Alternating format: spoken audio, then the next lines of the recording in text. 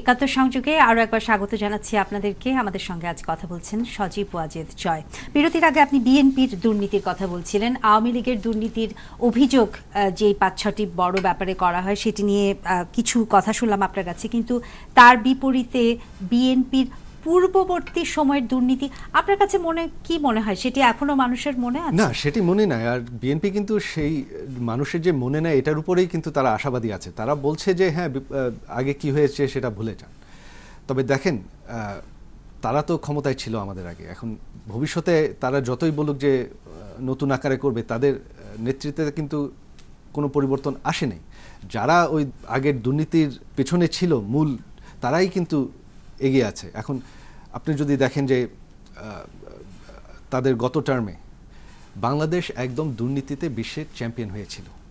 আপনার এমন কোনো সেক্টর ছিল না যেখানে তারা দুর্নীতি করে নাই। যে পরিমাণ দুর্নীতি করেছে যে তার জন্য কোনো ইনফ্রাস্ট্রাকচার প্রজেক্ট আগাতে পারেনি। বিদ্যুৎ সেক্টরে তারা একটি মেগাওয়াট বিদ্যুৎ উৎপাদন বাড়াতে পারেনি শুধুমাত্র তাদের দুর্নীতির কারণে।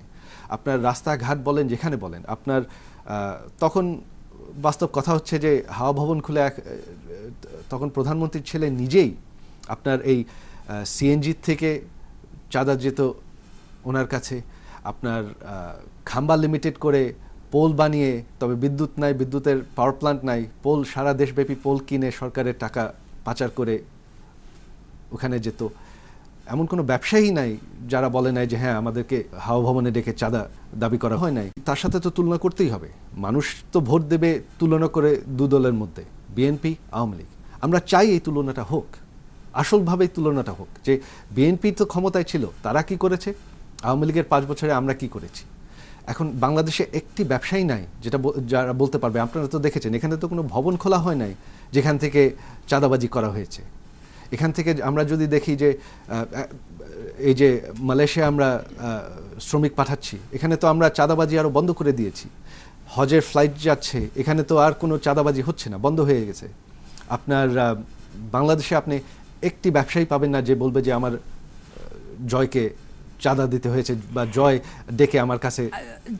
জয় বনাম তারেক এরকম অনেক খবর এমনকি সম্পাদকীয় প্রকাশিত হচ্ছে প্রতিদিন। আপনাকে কেন্দ্র করে একটি অল্টারনেটিভ ক্ষমতার কেন্দ্র গড়ে ওঠে কিনা এই আশঙ্কা, আপনি যেহেতু তারেকের কথা বলছেন, হাওয়া ভবনের কথা বলছেন, এরকম একটি আশঙ্কা তো অনেকের মনে আছে।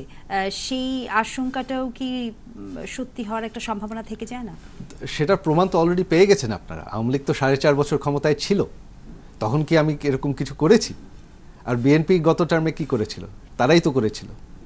এখন আমার মাও দুবার প্রধানমন্ত্রী থেকেছেন, তারেক রহমানের মাও দুবার প্রধানমন্ত্রী থেকেছে। তারেক রহমান কি করেছে, আমি কি করেছি আপনারা স্পষ্ট জানেন।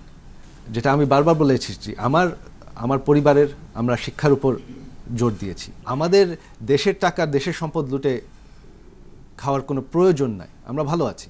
তবে বিরোধী দলের যদি দেখেন গত টার্মে তারা কি করেছে, এটাই তো প্রমাণ। এই সাম্প্রতিক সময়ে আপনার রাজনৈতিক অঙ্গনে আমরা যে কারণে আজকে আপনার সঙ্গে কথা বলছি, আপনার কর্মকাণ্ড, বক্তব্য এবং আপনি বিভিন্ন জায়গায় যাচ্ছেন, বক্তৃতা দিচ্ছেন, এটা ঠিক কোন কনটেক্সটে? আপনি কি রাজনীতিতে আসছেন?